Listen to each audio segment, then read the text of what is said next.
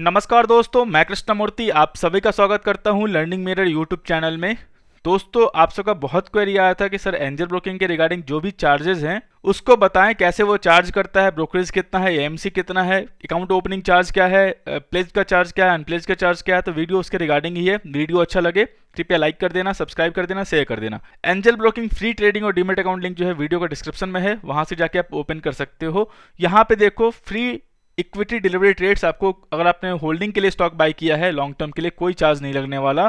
20 rupees और 2.25% which ever is lower. इसका मतलब क्या हुआ, पर एग्जीक्यूटेड ऑर्डर फॉर इंट्राडे, एफ&ओ, कमोडिटीज एंड करेंसी। इसका मतलब क्या हुआ, जो भी आप वॉल्यूम करते हो, मान लो आपने 1000 रुपीज का स्टॉक बाय किया तो 1000 रुपीज का 0.25% कितना होता है, 2.5 रुपीज। तो आपको सिर्फ 2.5 रुपीज देना होगा, ना कि 20 रुपीज।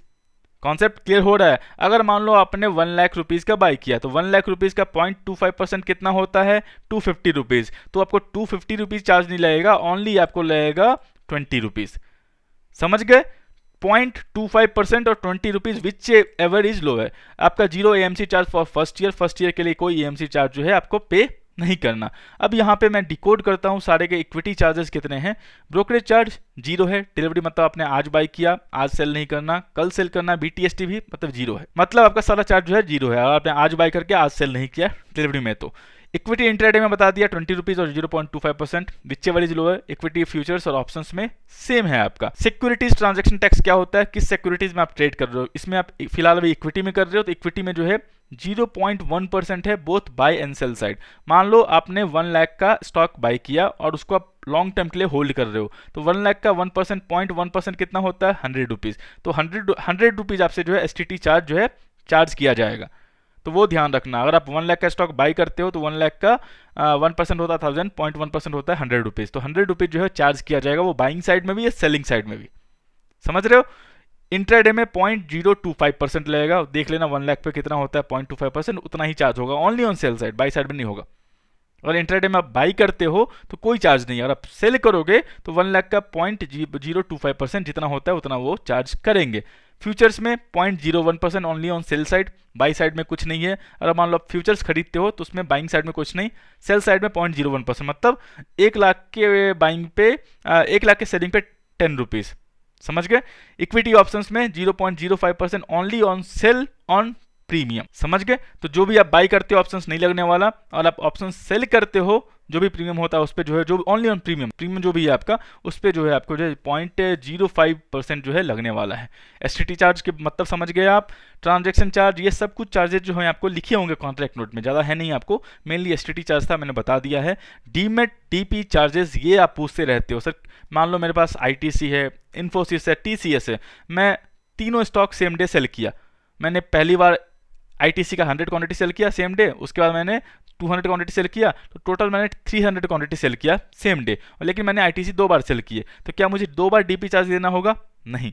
पूरे दिन के लिए जो है, चाहे आप पार्ट वाइज में कितनी बार भी सेल करो, आपको 1 टाइम ही डीपी चार्ज देना है। कितना देना है? 20 रुपीज पर स्क्रिप्ट। पर स्क्रिप्ट मतलब ऑन सेल, पर स्क्रिप्ट मतलब आईटीसी एक स्क्रिप्ट हो गया, टीसीएस एक स्क्रिप्ट हो गया, इन्फोसिस एक स्क्रिप्ट हो गया, तो आपको 3 स्क्रिप्ट हो गए।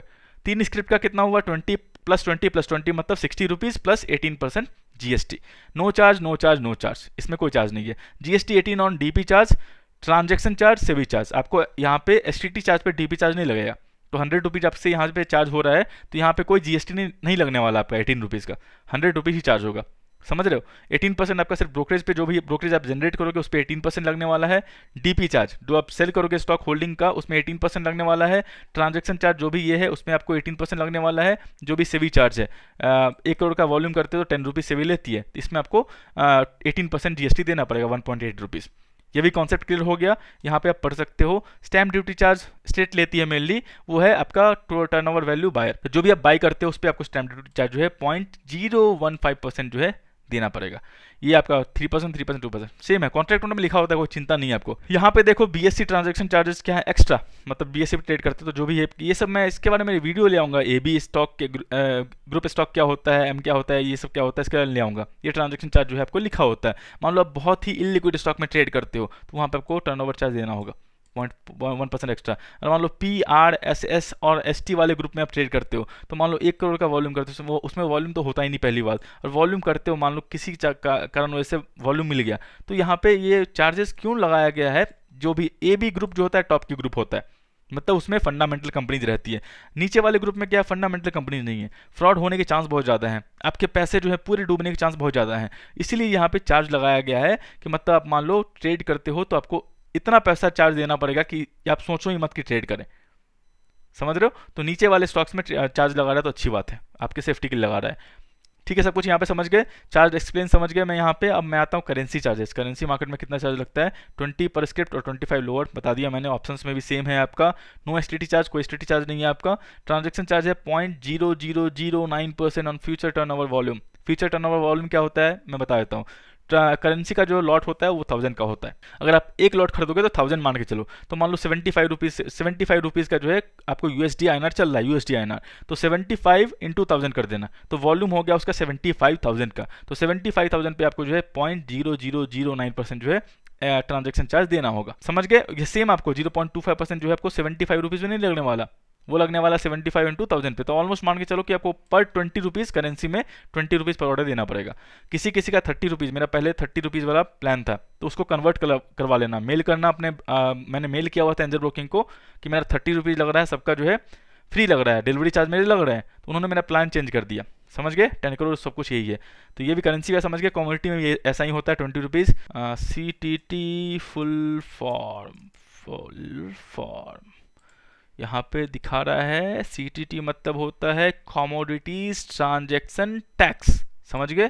तो जो भी आप कमोडिटीज में ट्रेड करते हो उस पर आपको 0.01%, मतलब अगर आपका वॉल्यूम बता दिया मैंने, जो भी लॉट साइज है into market price. Lot size मतलब जो भी लॉट है, जैसे करेंसी का 1000 का हो गया, मान लो गोल्ड का 5 kg का लॉट है, तो 5 kg इंटू जो भी प्राइस है उसका, वो आपको उसके हिसाब से देना पड़ेगा। तो जो भी है उसमें 0.1% देना पड़ेगा आपको। समझ गए? नॉन एग्री मतलब जो भी हो गया, कॉटन हो गया, पोटैटो हो गया, जो भी है आपका, वो चार्जेस यहाँ पे लिखे। मान के चलो कि 20 रुपीज़ रहता है, बाकी आपका सब कुछ जो है लिखा हुआ आएगा। समझ गए? उसमें आपको हेडेक नहीं लेना, कॉन्ट्रैक्ट में लिखा होगा। अकाउंट मेंटेनेंस चार्ज कितना है? देखो, बहुत से लोग मेरे से पूछते हैं, सर जी मुझे ये अकाउंट ओपन करना है क्योंकि मैं 50,000 रुपीज़ से ऊपर का जो है होल्डिंग नहीं रखता हूँ, 50,000 और 2 लाख के बीच में होल्डिंग रखता हूँ, तो वो जो भी है आपका, मुझे ये चार्ज पे करना है। ठीक है, तो मैं बता देता हूँ क्यों आपको ये चार्ज अभी सस्ता लग रहा है, बाद में जो है महंगा लगेगा। Non BST account 20 rupees plus GST जो भी आपका चार्ज होगा for BSTA, basic service demat account. BST का मैं फुल फॉर्म भूल रहा था, हाँ, बेसिक सर्विस डीमेट अकाउंट है। क्लाइंट के लिए होल्डिंग लेस देन 50,000 नील है, कोई चार्ज आपको डीमेट अकाउंट में नहीं देना पड़ेगा। होल्डिंग बिटवीन 50,000 से लेके 2 लाख के बीच में आपका होल्डिंग है तो 100 रुपीज़ प्लस GST, मतलब 118 रुपीज़ आपको जो है पर ईयर देना होगा। तो अगर आपका नॉर्मल अकाउंट है तो आपको जो है 20 रुपीज़ प्लस GST कितना हुआ, 24 रुपीज़ जो है पर मंथ जो है आपको पे करना होगा एंजल ब्रोकिंग वाले को। सिंपल आप समझ लो।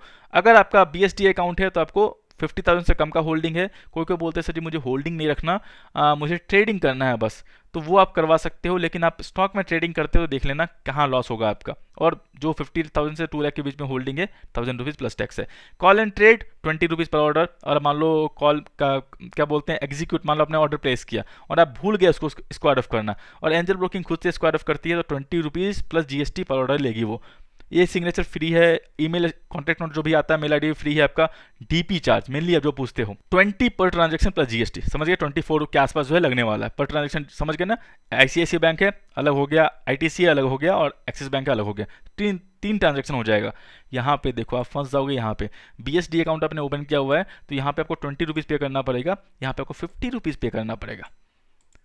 समझ रहे हो? तो अगर आप स्टॉक बाई करते हो या BTST करते हो, या फिर आप स्टॉक थोड़े अमाउंट 10,000 का स्टॉक बाई किया, फिर उसको 2-3 दिन बाद आप सेल करते हो, तो वो आपके लिए बहुत घाटा होगा। यहाँ तो आप 100 रुपये पे करोगे, फ्री पे करोगे, लेकिन यहाँ पे आप 1000 रुपये तक पे कर दोगे बाई सेल में। होल्डिंग से स्टॉक सेल करोगे तो 200 टाइम्स 100 टाइम्स भी आप सेल किया तो मतलब 100 टाइम्स इंटू 50 कितना हुआ, 5000 रुपीज़ का आप जो है सिर्फ DP चार्ज पे करोगे, लेकिन यहाँ सिर्फ 2000 रुपीज़ लगेगा, 3000 का आपका जो है लॉस है। तो वो जो है एक बार चीज़ देख लेना। ठीक है, प्लेस क्रिएशन का क्लोजर, और आप स्टॉक प्लेस करते हो मार्जिन के लिए, अनप्लेस करते हो तो आपको 20 रुपीज़ लगता है नॉर्मल अकाउंट में। ISIN का फुल फॉर्म होता है इंटरनेशनल सिक्योरिटीज आइडेंटिफिकेशन नंबर, हर स्टॉक का होता है ये। तो 20 रुपीज़ पर स्क्रिप्ट लगेगा, सेम है आपका, यहाँ पे 50 रुपीज़ लगेगा, फिर से यहाँ पे लॉस है आपका। समझ रहे हो? डीमेट, अगर मान लो आपके पास फिजिकल सर्टिफिकेट है, उसको आप डीमेट राइज मतलब स्टॉक उसको डीमेट में कन्वर्ट करना चाहते हो इलेक्ट्रॉनिक में, तो 50 रुपीज़ पर स्क्रिप्ट पर सर्टिफिकेट, मतलब मान लो आपको पर सर्टिफिकेट ही होगा, ITC का अलग सर्टिफिकेट होगा, TCS का अलग सर्टिफिकेट होगा, तो पर सर्टिफिकेट 50 रुपीज़ लेगा प्लस GST। रीमेट मतलब अगर आपका इलेक्ट्रॉनिक फॉर्म में जो है क्या बोलते हैं स्टॉक्स है और उसको फिजिकल फॉर्म में चाहिए आपको कि नहीं मुझे जो फिजिकल फॉर्म में चाहिए, तो वहाँ पे सेम लेगा 50 रुपीज़ पर certificate plus actual CDSL charge, क्योंकि आपका वहाँ से CDSL से निकालेगा और फिर उसको फिजिकल में डालेगा। लेकिन फिजिकल मत करवाना मेरे एडवाइस में, क्योंकि वो खो गया कहीं तो फिर नहीं मिलेगा, फिर दिक्कत है आपको, फिर जो है बहुत उसमें आप स्टॉक सेल नहीं कर पाओगे, तो वो ध्यान रखना। समझ गए? DP चार्ज तो लेगा ही, क्योंकि वो आपके स्टॉक से डिपॉजिटरी से निकल रहा है। पर स्क्रिप्ट 20 रुपीज़ है प्लस GST। समझ गए? फिजिकल सेटलमेंट DIS रिक्वेस्ट जो भी है आपका 50 रुपीज़ लेगा। चेक बाउंस चार्जेज, और कुछ ने आपने OTM किया हुआ है या फिर कोई चेक दिया हुआ है एंजल ब्रोकिंग को, कोई बाउंस होता है तो फिर जो है वो हो जाएगा। Delay payment charge on outstanding bill amount if not paid within due date. इसका मतलब समझे आप, मैं बता दे रहा हूँ इसका मतलब क्या होता है कि मान लो आपने 1 लाख का मार्जिन लिया एंजल ब्रोकिंग से, या फिर आपके फंड्स में पैसे नहीं है, एंजल ब्रोकिंग का जो है AMC चार्ज या फिर जो भी ब्रोकरेज चार्ज है वो जनरेट हो रहा है, आप ट्रेडिंग कर रहे हो, फंड्स नहीं है, मान लो 100 रुपीज़ आपके पास है, आपने क्या किया 10 रुपीज़ वाला ऑप्शन जो है 10 लॉट बाई किया, 10 लॉट सेल किया, कितने के ब्रोकरेज चार्ज बन गए 400 के, आपके पास 100 रुपीज़ वो गए, 100 रुपीज़ का लॉस हो गया, लेकिन 400 रुपीज़ का ब्रोकरेज बन गया, प्लस GST मान लो 500 रुपीज़ तक का ब्रोकरेज बन गया, लेकिन आपके फंड्स में पैसे नहीं है, आप सोच रहे हो कि मैं पैसे पे नहीं करूँ, तो एंजल ब्रोकिंग जो है 18% पर ईयर, मतलब 500 रुपीज़ पे जो है वो जो है आपसे 1.5% जो है पर मंथ वो चार्ज करता रहेगा। ये CAG मुझे लगता है कंपाउंड इंटरेस्ट वाला है, वो आपको चार्ज करता रहेगा। अगर मान लो आपने 1 लाख रुपीज़ का एंजल ब्रोकिंग से मार्जिन लिया है, 1 लाख रुपीज़ का आपने मार्जिन लिया है, तो वहाँ पे क्या होगा, वहाँ पे ये होगा कि आपने 1 लाख रुपीज़ का मार्जिन लिया और आपको विद इन टाइम फ्रेम, वो तो आपसे चार्ज कर ही रहे हैं, वो तो चार्ज तो ऐसा नहीं कि नहीं कर रहे हैं, जो उनका 1 लाख रुपीज़ पे 60 to 70 रुपीज़ पर डे के हिसाब से है वो चार्ज कर रहे हैं। लेकिन मान लो जो स्टॉक आपने 1 लाख रुपीज़ का लिया है उसमें 20% डाउनफॉल है, मतलब 20,000 रुपीज़ का M2M आपको मेंटेन करना है, तो वहाँ पे ध्यान रखना M2M मेंटेन करने का जो है अलग डिफ़ॉल्ट चार्ज होता है, वही पे करना पड़ेगा। और जो 20,000 रुपीज़ डिफ़ॉल्ट हुए हो उस पर आपको, अगर आप पे नहीं करते, आप सिर्फ कैरी फॉरवर्ड कर रहे हो, तो यहाँ पे आपको जो है 1.5% per month levied every 15 days, 15 दिन के बाद जो है 1.5% का आधा कितना होता है 0.75 होता है, तो 0.75% जो है आपको हर 15 दिन पे जो है वो 20,000 रुपीज़ पे पे करते रहना होगा। इसीलिए जो है इंटरेस्ट अगर आप मार्जिन में लेते हो, M2M मेंटेन नहीं करते हो, तो आप बोलते हो सर जी मेरा इतना पैसा कट गया, वो ऐसे ही कटता है कि आप वहाँ मार्जिन अमाउंट पे भी पे कर रहे हो, यहाँ पे डिफ़ॉल्ट क्या बोलते हैं M2M लॉस जो डिफ़ॉल्ट हो रहे हो उस पर भी आप एक्स्ट्रा चार्ज पे कर रहे हो, और उस पर भी जो आपका M2M लॉस अमाउंट है उस पर भी आप इंटरेस्ट पे कर रहे हो, तो वो चीज़ ध्यान रख लेना। मैंने ऑलमोस्ट सारे कॉन्सेप्ट जो है क्लियर कर दिए होंगे आपको, मुझे नहीं लगता आपको कोई दिक्कत हुई होगी। कुछ भी दिक्कत हो 8 PM लाइव चले आना, मैं डेली आता हूँ, वहाँ पे आपको आके कुछ भी पूछ सकते हो। मैं आशा करता हूँ वीडियो आपको अच्छा लगा होगा। वीडियो अच्छा लगा कृपया लाइक कर दें, सब्सक्राइब कर दें, शेयर कर दें। एंजल ब्रोकिंग फ्री ट्रेडिंग और डीमैट अकाउंट लिंक जो है वीडियो के डिस्क्रिप्शन में है, वहाँ पे जाके ओपन कर सकते हो। सारे social media site Telegram, Instagram, Facebook, Twitter, जहाँ भी आपको लर्निंग वीडियो दिखे ज्वाइन कर लेना। तब तक के लिए दोस्तों धन्यवाद।